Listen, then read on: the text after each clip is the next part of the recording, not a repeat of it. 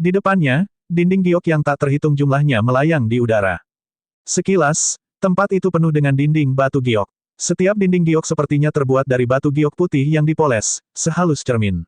Mereka digantung secara vertikal di udara, dan tidak ada habisnya. Ini adalah dinding Wan Xiang Jade, yang sangat berbeda dari yang dia bayangkan. Dalam imajinasi Lu Ming, dinding giok Wan Xiang mungkin merupakan bagian besar dari dinding giok. Dia tidak menyangka akan ada begitu banyak potongan. Ini adalah tembok Wan Xiang Jade. Ada misteri di dalamnya. Anda dapat mempelajarinya sendiri, tetapi Anda tidak dapat merusak dinding giok. Jika tidak, Akademi Tianxia tidak akan sopan.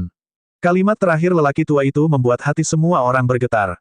Semua orang mengangguk dan menjawab bahwa mereka tidak berani. Baiklah, apakah kamu melihatnya? Di depan setiap dinding giok, ada satu atau lebih platform giok. Hanya dengan duduk bersila di platform giok seseorang dapat memperoleh pencerahan. Orang tua itu memperkenalkan. Jadi itulah gunanya platform Jade. Hati Lu Ming tergerak. Di depan setiap dinding giok, ada satu hingga beberapa platform giok yang tergantung di udara. Lu Ming telah memperhatikan hal ini sejak lama. Ternyata itu digunakan untuk pemahaman. Dengan kata lain, hanya sedikit orang yang dapat memahami setiap bagian dinding giok pada saat yang bersamaan karena platform giok sangat kecil dan hanya satu orang yang dapat duduk di atasnya. Baiklah, kalian bisa memahaminya sendiri. Lelaki tua itu mengangguk dan pergi bersama 8 lelaki tua lainnya. Bas, wosh. Segera setelah lelaki tua itu pergi, beberapa orang terbang ke depan mencari dinding giok untuk memahaminya. Lu Ming mengalihkan pandangannya dan menemukan banyak wajah yang dikenalnya. Jing Kongling, Chu Kuang, Zhang Wenjin, dan Hai Ziming dari Sekolah Bela Diri Gunung Terapung semuanya hadir. Selain itu, dia juga melihat Dewi Tan Xiang, Yin Bupo dari Kastil Elang Langit, Master Aula Berdarah Dingin, talenta tertinggi lainnya dari Aula Berdarah Dingin, dan Jun Yue dari Gunung Iblis. Selain itu, Lu Ming melihat beberapa wajah familiar dari benua timur. Mereka adalah Pedang Darah Satu, Prajurit Mayat, Ao Tu, dan Feng Xuan. Kaisar Dewa. Tiba-tiba, mata Lu Ming bergerak dan dia melihat Dewa Kaisar. Selain Kaisar, Dewa adalah Dong Fang Yu. Sepertinya semua surga favorit dari benua timur ada di sini. Lu Ming merenung dan terbang ke depan. Dia sampai pada potongan pertama giok dan memeriksanya dengan cermat. Tiba-tiba, niat pedang yang sombong menyebar, menyebabkan ekspresi Lu Ming sedikit berubah. Hanya ada platform batu giok di depan dinding giok, dan seorang pria muda sudah duduk bersila di atasnya. Lu Ming terus bergerak maju. Dia menyadari bahwa perasaan yang diberikan setiap bagian dinding giok berbeda-beda. Sungguh luar biasa. Tampaknya ada keterampilan unik dengan konsepsi artistik, tetapi itu sangat misterius. Jika Anda ingin memperoleh sesuatu, itu tergantung pemahaman dan keberuntungan Anda. Lu Ming berjalan-jalan dengan santai. Banyak orang telah menemukan targetnya dan duduk bersila di panggung Jade. Lu Ming, penataan dinding giok ini sangat menarik. Menurutku, ada rahasia besar. Di bahunya, Dandan mengirimkan transmisi suara ke Lu Ming. Rahasia besar. Rahasia apa? Apa yang kamu lihat? Hati Lu Ming tergerak. Ada banyak rumor tentang tembok Wan Xiang Jade di dunia luar. Namun, rumor yang paling banyak diterima adalah bahwa jagung Wan Xiang terhubung ke tempat menakjubkan yang memiliki harta ilahi. Pada zaman kuno, Akademi Tianxia dapat membukanya, tetapi kemudian metode tersebut hilang dan Akademi Tianxia tidak membukanya selama bertahun-tahun. Dikabarkan bahwa tempat itu sangat menakjubkan. Di zaman kuno, para ahli agung seringkali mengasingkan diri untuk bercocok tanam, meninggalkan banyak peninggalan dan gua tempat tinggal para ahli. Ini sangat menggoda, tapi sayang sekali mereka tidak bisa masuk dari belakang. Aku tidak tahu. Saya tidak dapat memahaminya dalam waktu singkat. Saya butuh waktu. Dia berkata dengan muram dan melompat turun dari bahu Lu Ming. Dia berjalan sendirian. Lu Ming tidak bisa diganggu olehnya. Dia mencari tembok giok sendirian. Tak lama kemudian, Lu Ming sampai di tembok giok. Dia tiba-tiba mendengar raungan naga yang samar dan seekor naga sejati menerkam ke arahnya. Yang ini, di depan tembok giok ini, hanya ada platform batu giok. Belum ada seorang pun yang datang. Lu Ming terbang dan duduk bersila di platform Jade, menutup matanya untuk memahaminya. Mengaum, raungan naga terdengar. Lu Ming sepertinya melihat naga sungguhan berjalan di kehampaan. Kekuatan naga sangat besar dan dahsyat hingga puluhan ribu mil, menyebabkan kehampaan runtuh dan bumi tenggelam. Ini, sepertinya setiap gerakannya mengandung kekuatan tempur yang tak tertandingi. Apakah ini teknik pertarungan naga yang sebenarnya? Tidak, menurutku tidak. Pikiran Lu Ming berpacu. Dia merasa bahwa setiap gerakan naga pertarungan itu seperti teknik bertarung, tapi sepertinya juga bukan. Sulit untuk dipahami dan ditangkap. Lu Ming mencoba memahaminya tetapi pada akhirnya dia tidak mendapatkan apa-apa. Tidak, kenapa aku harus mempelajari keterampilan bertarung darinya? Saya bisa membandingkannya dengan langkah menghentak surga 9 naga saya. Jantung Lu Ming berdetak kencang dan dia mulai memahaminya. Alhasil, dia merasa mendapat banyak keuntungan. Pemahamannya tentang langkah menapaki 9 naga di surga telah meningkat pesat, dan dia telah membuat kemajuan besar. Dia telah mengembangkan 9 langkah surga naga ke langkah ke-7. Pada langkah ini, semakin sulit untuk berkultivasi. Setiap langkah sangatlah sulit. Jika seseorang tidak memiliki kesempatan yang tepat, mereka mungkin tidak dapat mengolahnya dengan sukses sepanjang hidupnya. Setiap perbaikan sangat berharga. Lu Ming telah duduk bersila selama 3 hari. Setelah merasa bahwa dia tidak dapat memperoleh apa-apa lagi, dia bangkit dan pergi mencari potongan berikutnya. Titik. Di langit, di Istana Batu Giok Putih Besar, beberapa tetua sedang mendiskusikan beberapa hal. Master Sekte, apakah ini akan berhasil? Salah satu dari mereka bertanya. Itulah satu-satunya cara. Rumah orang suci belum dibuka selama bertahun-tahun. Kali ini, era besar akan datang, dan para jenius berkumpul. Setiap orang mempunyai peluang besar. Mungkin ini adalah kesempatan, dan seseorang mungkin bisa membuka dunia rahasia rumah suci. Kata seorang lelaki tua berambut putih dengan penampilan seperti Sage. Saya harap begitu. Yang lain menghela nafas. Lu Ming terus melihat beberapa dinding giok lagi, tapi tidak ada satupun yang cocok untuknya. Setelah melihat lebih dari 10 dinding giok, Lu Ming akhirnya menemukan yang cocok. Raungan naga masih terdengar dari potongan giok ini. Lu Ming duduk bersila di platform jade. Sama seperti potongan giok sebelumnya, ada naga asli yang berguling-guling di kehampaan. Namun, perbedaannya kali ini adalah ada 2 naga sejati. Kedua naga sejati terlibat dalam pertempuran sengit. Raungan mereka mengguncang langit, dan pertempuran itu tragis. Ini adalah teknik pertarungan naga sejati. Mata Lu Ming berbinar. Kedua naga sejati itu saling bertarung. Cakar naga mereka tercabut dan naga mereka mungkin akan menyerang. Naga-naga itu membubung ke langit, dan setiap gerakan mereka dipenuhi dengan kekuatan membunuh. Itu jelas merupakan teknik pertarungan naga sejati yang kuat. Teknik bertarung ini sebanding dengan teknik tingkat dewa. Ini sangat berguna bagi saya.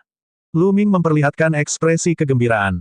Setelah dia menggunakan fusi garis keturunan, dia berubah menjadi 9 naga. Biasanya, dia hanya akan menggunakan langkah menghentak surga 9 naga dan kemudian menggunakan seni surgawi yang menekan penjara.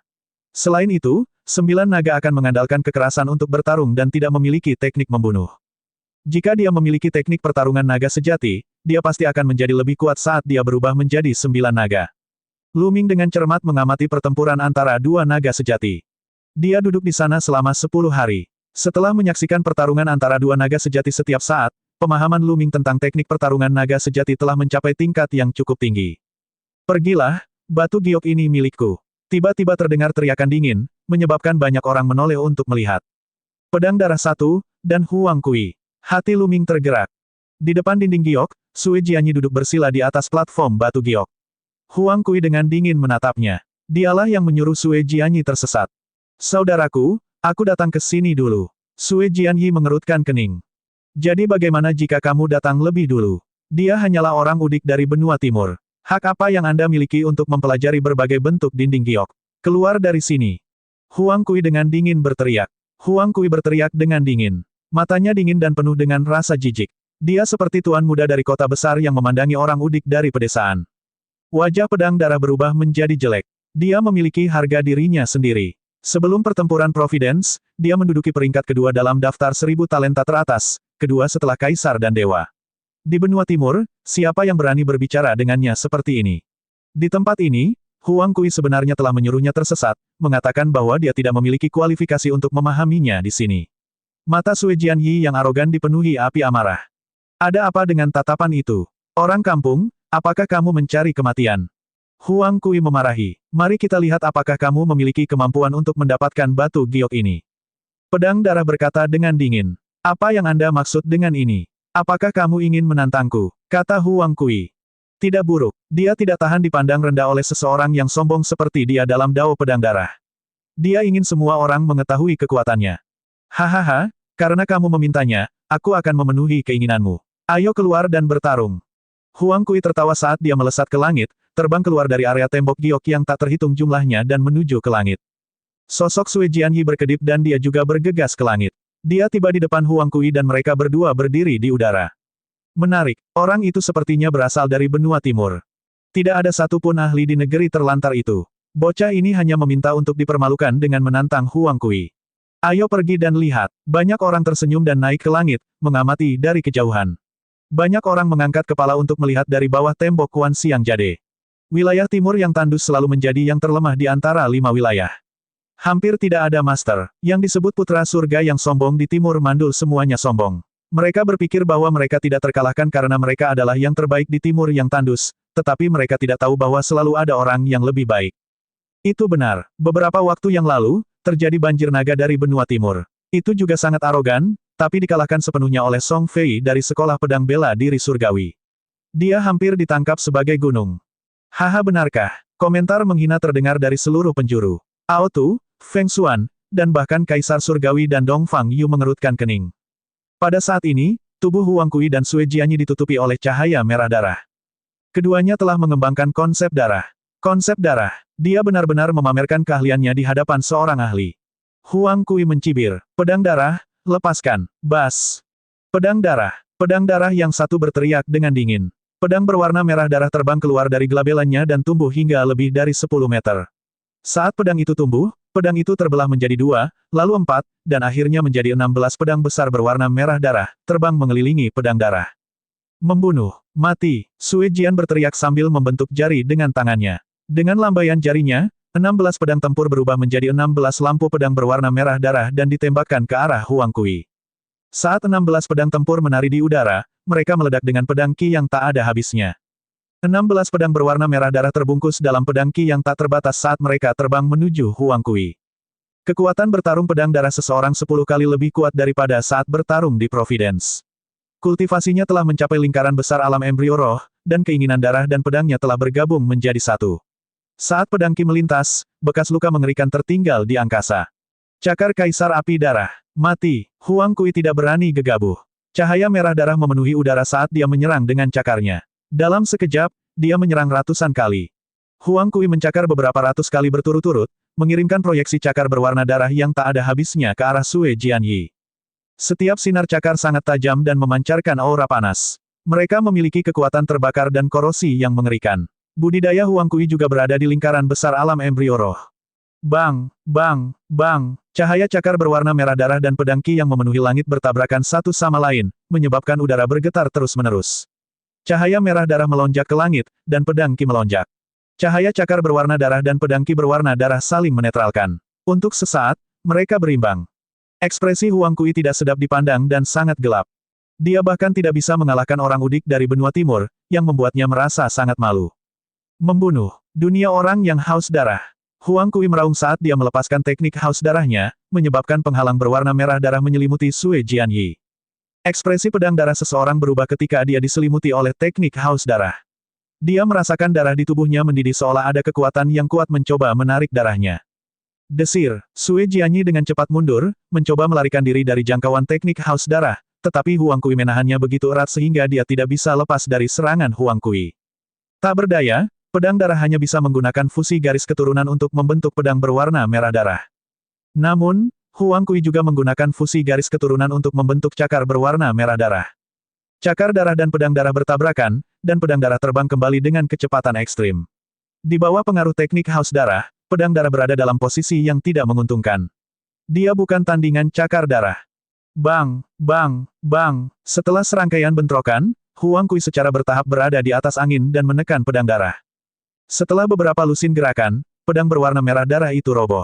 Pedang darah mengeluarkan seteguk darah dan wajahnya menjadi pucat. Sui Jianyi kalah. Dia bukan tandingan Huang Kui. Dengan kilatan cahaya, cakar darah itu berubah kembali menjadi Huang Kui. Dia memandang Bloodsword Yi dengan jijik dan mencibir, sudah kubilang, orang desa sepertimu tidak memenuhi syarat untuk berkultivasi di dinding Wan Xiang Jade. Ekspresi Sui Jianyi jelek, tapi dia tidak mengatakan apa-apa. Dia telah kalah. Apa yang bisa dikatakan oleh seorang pecundang? Saya mendengar bahwa Anda dulunya menempati peringkat kedua dalam daftar 1000 talenta terbaik di Timur Tandus. Tampaknya Tandus Timur tidak cukup baik. Jika yang kedua sangat lemah, maka yang pertama tidak akan lebih baik. Kudengar yang pertama disebut Dewa Kaisar. Saya pikir dia pasti ada di sini hari ini. Minta dia untuk keluar. Aku akan menjaganya hari ini. Kalau begitu, kalian orang Timur yang tandus akan berkemas dan kembali ke Timur yang tandus. Huang Kui sangat arogan. Hari ini, dia akan menginjak-injak orang-orang di benua timur dan menjadikan dirinya lebih terkenal. Kamu mencariku. Suara dingin terdengar, dan sesosok tubuh keluar. Mata Luming berkedip. Itu adalah Dewa Kaisar. Kamu adalah Dewa Kaisar. Huang Kui memandang Dewa Kaisar. Tidak buruk. Dewa Kaisar mengangguk. Matanya tenang dan suaranya dingin.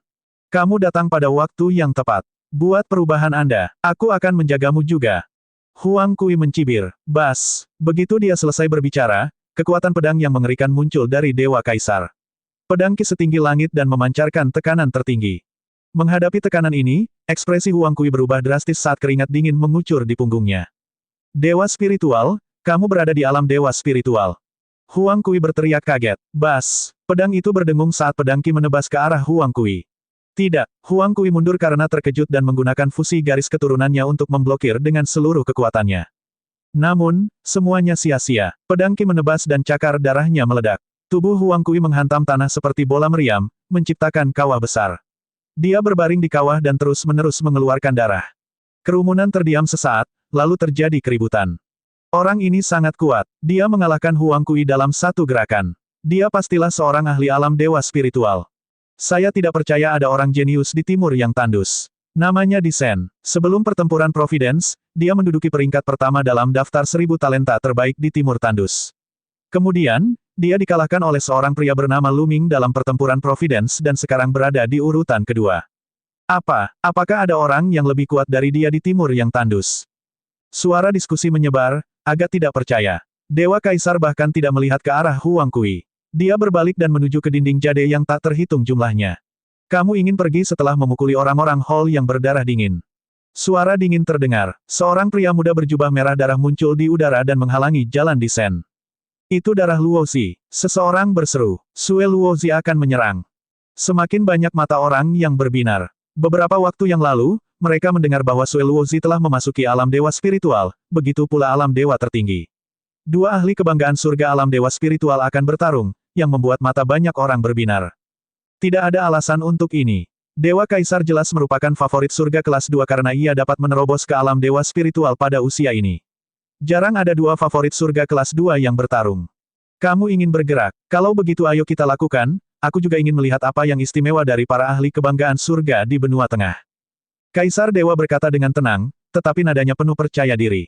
Sekarang dia telah membuat terobosan besar dalam mentalitas luar angkasanya, dia yakin bahwa dia tidak akan lebih lemah dari siapapun. Bahkan jika dia menghadapi Luming lagi, dia 100% yakin bahwa dia bisa mengalahkan Luming. Kalau begitu aku akan memenuhi keinginanmu. Mata Sue Luozi dingin, dan tubuhnya dipenuhi cahaya darah yang mengejutkan. Bas, wosh. Pada saat ini, banyak sosok muncul di langit, semuanya naga dan burung phoenix di antara manusia. Jing Kongling, Dewi Tan Xiang, Jun Yue, Yin Bupo, Kong Xin. Beberapa orang mengenali mereka, semuanya adalah favorit surga kelas 2, dan jumlahnya lebih dari 10. Hal ini membuat hati orang bergetar. Selain pertempuran Providence, ini adalah pertemuan jenius kelas 2 terbesar. Jelas sekali, pertarungan antara Sue Luozi dan Dewa Kaisar telah menarik perhatian mereka. Ledakan. Sue Luozi dan Dewa Kaisar melepaskan aura menakutkan pada saat bersamaan. Sinar pedang memancar dari tubuh Sue Luozi, sementara pancaran pedang memancar dari tubuh Dewa Kaisar. Sinar pedang dan sinar pedang saling berbenturan, dan kekuatan mereka sangat menakutkan. Bas, sinar pedang dan sinar pedang bertemu di udara, menyebabkan ledakan yang memekakkan telinga. Pada saat ini, Sue Luozi dan Dewa Kaisar bergerak pada saat yang bersamaan. Pedang darah langit, pedang Kaisar Tiangang. Begitu mereka bergerak, keduanya menggunakan teknik bela diri tingkat dewa tingkat rendah. Pada level mereka, tidak perlu ada penyelidikan apapun. Saat mereka bergerak, mereka akan menggunakan gerakan membunuh. Mereka harus melakukan gerakan pembunuhan yang sangat mengerikan. Ledakan, pedang dan pedang bertabrakan, dan pancaran pedang serta pedang Qi meluap, memotong ruang menjadi dua bagian. Satu sisi adalah dunia pedang, dan sisi lainnya adalah dunia pedang. Keduanya mundur pada saat bersamaan dan kemudian bentrok lagi. Ledakan. Hanya dalam beberapa tarikan napas, keduanya telah bertukar puluhan gerakan. Langit terus-menerus terkoyak dengan retakan spasial. Retakan spasial yang dalam sepertinya mampu menyedot pikiran orang. Itu sangat menakutkan. Banyak orang yang terus mundur, tidak berani berdiri terlalu dekat. Itu karena kekuatan tempur mereka terlalu kuat, jauh melebihi alam dewa spiritual tingkat pertama biasa. Bahkan Qi yang bocor bisa membunuh ahli alam dewa spiritual tingkat pertama. Bisa dibayangkan betapa menakutkannya hal itu. Hanya sekitar selusin orang yang dapat berdiri di depan dan menyaksikan pertempuran tersebut. Mereka semua adalah favorit surga yang setingkat dengan darah Luo. Kekuatan tempur Kaisar Dewa telah membuat terobosan besar. Ini bahkan lebih tak terduga. Lu Ming tidak terbang tinggi ke langit. Dia tetap duduk di platform jade di depan dinding jade, melihat ke atas. Dia merasa Dewa Kaisar belum menggunakan kekuatan penuhnya sama sekali. Dunia yang haus darah. Sue Luozi menggunakan dunia yang haus darah, tapi itu tidak berguna. Pedang Kaisar Dewa membelahnya.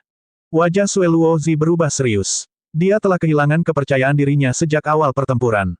Bagaimana dia bisa begitu kuat? Dewa Kaisar hanya menempati peringkat kedua di benua timur. Bagaimana bisa ada master seperti itu di benua timur? Pikiran Sue Luozi berpacu.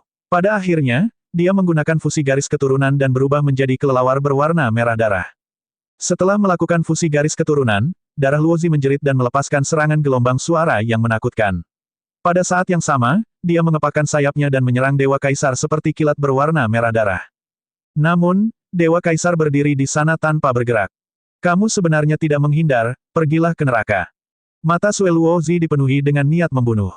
Dia bergegas menuju Dewa Kaisar, tetapi ketika dia mencapai Dewa Kaisar, dia merasa ada sesuatu yang tidak beres. Itu hanyalah bayangan, bukan tubuh nyata. Pada saat ini, orang-orang di sekitarnya melihat Dewa Kaisar tiba-tiba muncul di belakang Sue Luozi dan menebas dengan pedangnya. Ini adalah mentalitas luar angkasa. Banyak murid yang berkontraksi dengan tajam, memperlihatkan ekspresi tidak percaya. Tidak baik, Sue Luozi merasakan bahayanya dan menghindarinya dengan kepakan sayapnya. Bas, bas, bas. Pada saat ini, Dewa Kaisar melangkah ke udara, tubuhnya berkedip-kedip di udara. Dia sangat cepat dan bergegas menuju Sue Luozi. Langkah instan. Namun, dibandingkan dengan pertempuran Providence, langkah instan Kaisar Dewa jauh lebih kuat dan sangat cepat. Dalam sekejap, dia bisa menempuh jarak beberapa mil, yang tidak dapat diprediksi. Mentalitas luar angkasa, itu benar-benar mentalitas luar angkasa. Kali ini, lebih banyak orang yang dapat melihatnya, dan beberapa orang berseru. Ya Tuhan, itu benar-benar mentalitas luar angkasa. Bagaimana itu mungkin? Saya tidak percaya seseorang di benua timur telah memahami keinginan luar angkasa. Luar biasa, tidak bisa dipercaya. Yang Potian, salah satu dari 5 pejuang muda teratas, telah memahami mentalitas luar angkasa. Saya tidak menyangka seseorang di benua timur juga memahami mentalitas luar angkasa. Teriakan tidak percaya datang dari sekitar. Waktu dan ruang adalah raja, dan konsep ruang terlalu kuat. Itu bukan sekedar omong kosong. Bahkan Jing Conling dan murid favorit surga kelas 2 lainnya memiliki tatapan serius di mata mereka. Dalam hati mereka, mereka telah menganggap Dewa Kaisar sebagai lawan yang sangat menakutkan. Mentalitas luar angkasa, itu sebenarnya mentalitas luar angkasa. Kalau begitu aku akan menghancurkan mentalitas luar angkasamu. Sue Luozi meraung, dan kelelawar bersayap darah itu membuka mulutnya dan bersiul. Gelombang suara yang menakutkan meledak. Kemanapun gelombang suara lewat, ruang tersebut akan beriak seperti air dan akhirnya terbelah, membentuk retakan spasial yang dalam. Dewa Kaisar mengerutkan kening, dan auranya semakin kuat saat dia menebas. Pedang ini mengandung 3 konsep. Konsep pedang, konsep api emas, dan konsep luar angkasa. Pedang ini menggerakkan ruang dan membentuk celah ruang yang sangat besar. Cahaya pedang tidak dapat dihentikan saat menebas ke arah Sue Luozi. Sue Luozi berteriak. Cahaya darah memenuhi udara. Sayap kelelawar langit bersayap darah itu bagaikan bilah pedang saat menyerang dengan serangan terkuatnya. Ledakan. Langit dan bumi bergetar hebat saat cahaya tak terbatas menyapu langit. Pilar cahaya melonjak ke langit, menyebarkan awan di langit. Seolah-olah sebuah lubang telah dibuat di langit. Bang! Sesosok mundur dengan cepat. Itu adalah kelelawar langit bersayap darah. Saat kelelawar bersayap darah mundur, ia berubah kembali menjadi bentuk manusia. Namun, ada bekas darah di sudut mulutnya. Darah Luozi terluka. Apakah kamu masih ingin bertarung? Rambut panjang Kaisar Dewa berkibar tertiup angin. Dia menatap darah Luozi dengan mata seperti kilat, seolah dia tak terkalahkan.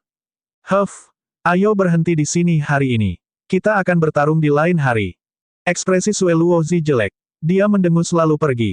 Darah Luozi pergi begitu saja. Semua orang tahu bahwa darah Luozi telah dikalahkan oleh Dewa Kaisar. Setelah semua orang tertegun sejenak, mereka menjadi gempar. Kaisar Dewa yang bangga dari benua timur telah mengalahkan Sue Luozi, dan ini sungguh mengejutkan. Dewa Kaisar ini sangat kuat. Dia bahkan tidak mengaktifkan garis keturunannya. Saya tidak menyangka akan ada sosok sekuat itu di timur yang tandus.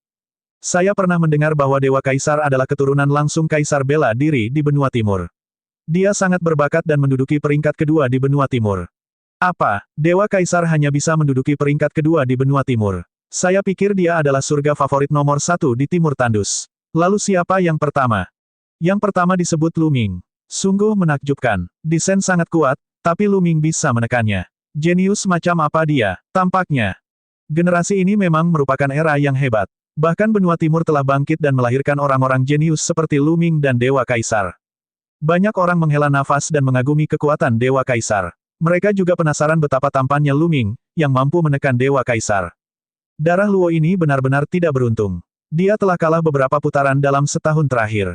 Setahun yang lalu, dia dikalahkan oleh seorang penguasa bernama Lu Shaoxing. Sekarang, dia dikalahkan oleh Dewa Kaisar. Beginilah cara para jenius memperjuangkan hegemoni. Yang lemah cepat atau lambat akan menjadi batu loncatan bagi yang lebih kuat. Beberapa orang yang punya dendam dengan Hall berdarah dingin sengaja menggali rahasia Hall berdarah dingin. Sepertinya aku akan mempunyai lawan kuat lainnya di masa depan. Kata Demon Mountain Junyu, matanya dipenuhi dengan semangat juang yang kuat. Orang ini memang menakutkan. Yin Bupo mengangguk. Kekuatan tempurnya hampir sama dengan Sue Luozi, jadi dia mungkin bukan tandingan Dewa Kaisar.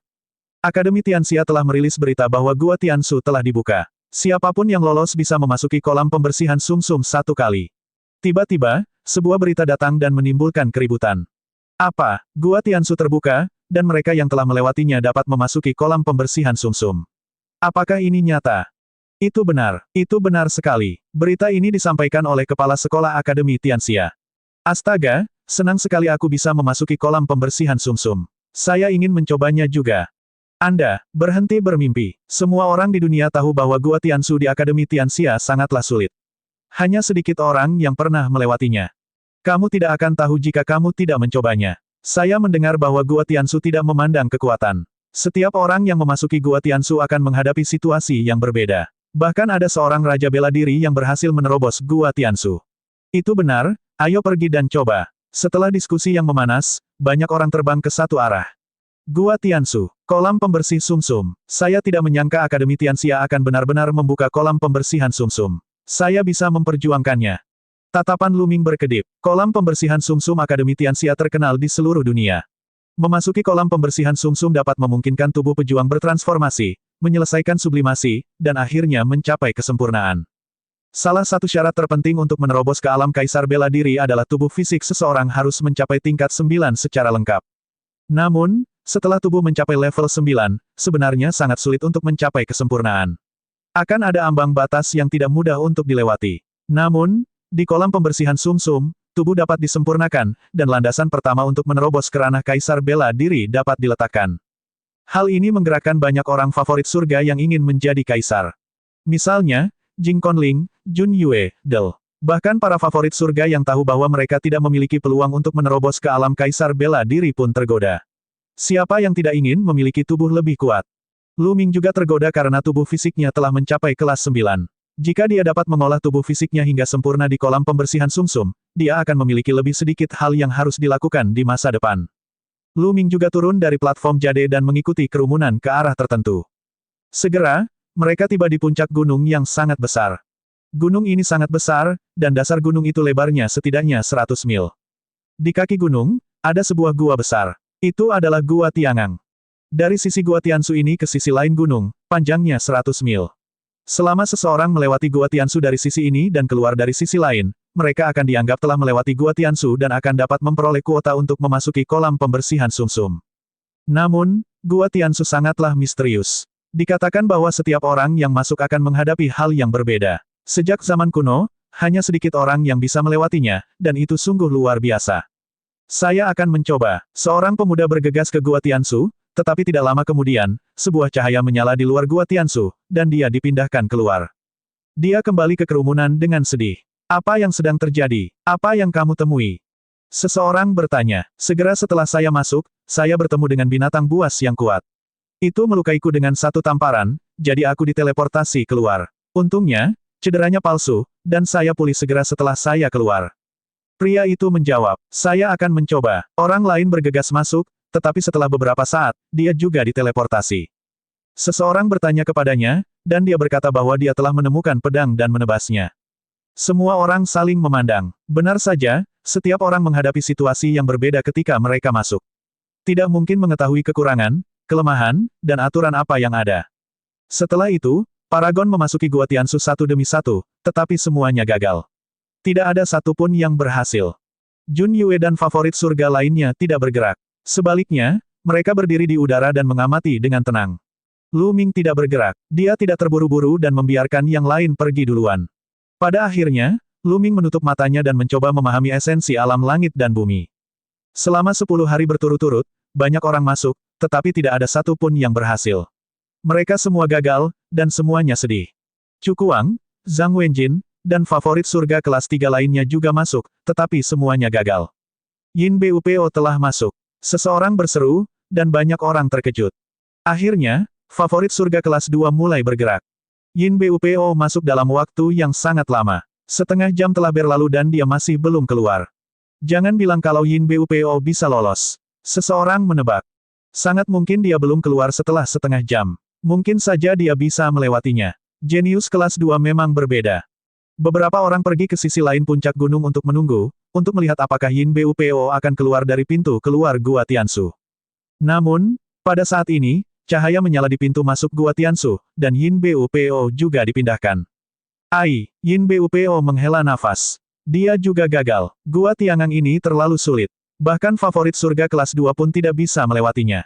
Itu memang terlalu sulit. Saya ingin tahu apakah 5 pejuang muda teratas dapat lolos. Banyak orang menghela nafas. Bas, lampu merah darah menerobos masuk.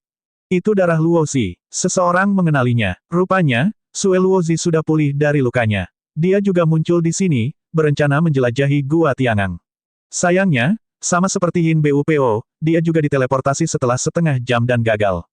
Selanjutnya, Jun Yue, Dewi Tan Xiang, dan yang lainnya mencoba, tetapi semuanya gagal. Wu Chengkong telah masuk. Seseorang bergumam. Seorang pemuda berjubah putih dengan pedang panjang di punggungnya melangkah ke Gua Tiangang. Wu Chengkong adalah jenius nomor 1 dari faksi pedang Tianwu.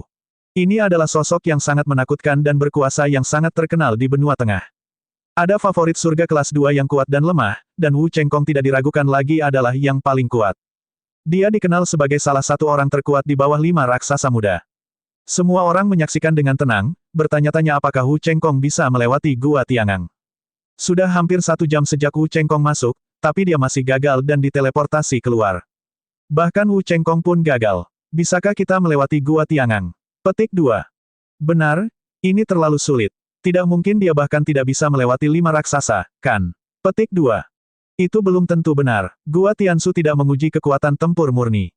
Banyak orang di sekitar menghela nafas. Bahkan Wu Chengkong tidak dapat melewatinya. Itu terlalu sulit. Wu Chengkong membawa pedangnya dan terbang ke samping. Dia duduk di udara, tampak tenang. Saya akan mencoba. Tubuh roh spasial murni dikelilingi oleh awan dan kabut saat dia melangkah ke langit dan memasuki gua langit yang meninggi. Namun, tidak ada seorang pun yang menganggap tinggi semangat murni. Bahkan Wu Chengkong gagal, jadi tidak ada yang mengira bahwa roh murni bisa lewat. Namun, setelah hampir 1 jam, teriakan terkejut datang dari pintu keluar Gua Tiansu. Sukses, semangat spasial murni telah berhasil. Seruan itu naik dan turun. Apa, semangat spasial murni telah berhasil? Ayo kita lihat. Segera, sosok itu terbang ke sisi lain gunung. Bahkan Dewi Tan Xiang, Jun Yue, Wu Chengkong, dan yang lainnya mau tidak mau terbang ke sisi lain gunung. Ketika dia terbang, dia melihat King Junling berdiri di udara. Void Spirit murni sebenarnya telah melewati Gua Tiangang. Bas, pada saat ini, 2 berkas cahaya terbang turun dari istana giok putih di langit dan berubah menjadi 2 tetua berjubah putih. Mereka adalah 2 tetua dari Akademi Tianxia.